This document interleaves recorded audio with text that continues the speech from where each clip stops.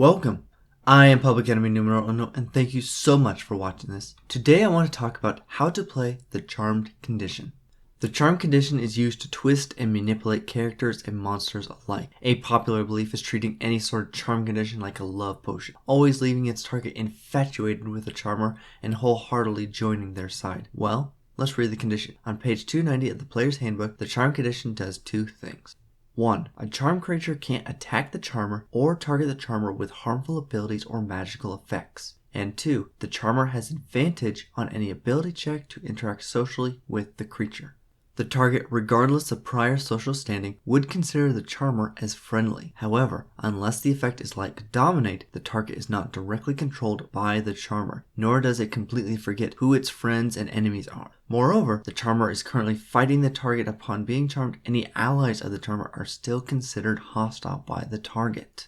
Using charm effectively isn't hard in a social situation. Simply make the request in game, then make the appropriate charisma roll with advantage. As long as any request is not harmful to the target or any of its allies, there is a reasonable assumption that it could work. Mind you, charming makes it easier, not automatic. Some requests might be seen as impossible because the target hasn't lost its mind. Convincing Ebenezer Scrooge to give you all of his money isn't going to happen. He lost his own fiancée because of his greed. However, send 3 ghosts at him, then he might be more willing. It all depends on how you attempt to be social. In a social situation, using charm is best used on hostile creatures to sway them more easily.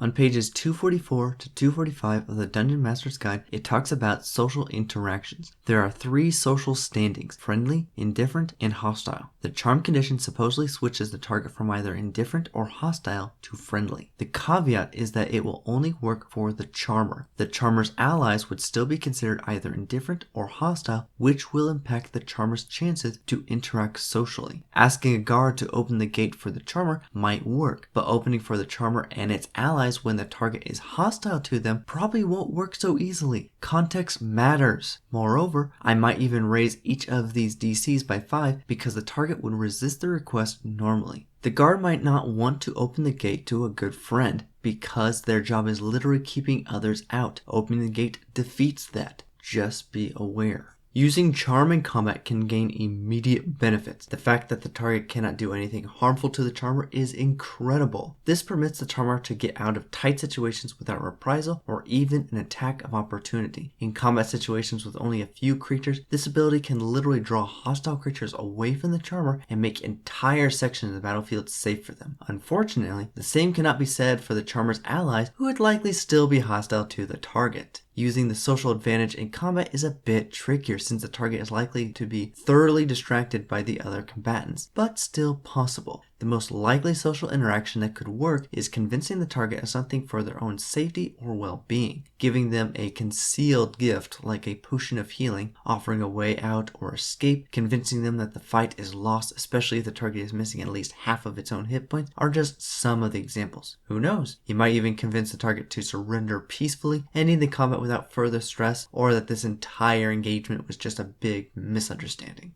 Different situations in games are going to offer different results. A party that is bent on killing everything in sight is going to completely ruin most charm strategies. Moreover, this should permit a player to understand what happens when their own character becomes charmed. Randomly switching sides does not make sense for either the monster or the player unless it's a Dominate-like effect. I cannot stress that enough. Please remember that the next time that a vampire decides to charm half the party, the players don't start killing each other, they just don't want to hurt the vampire.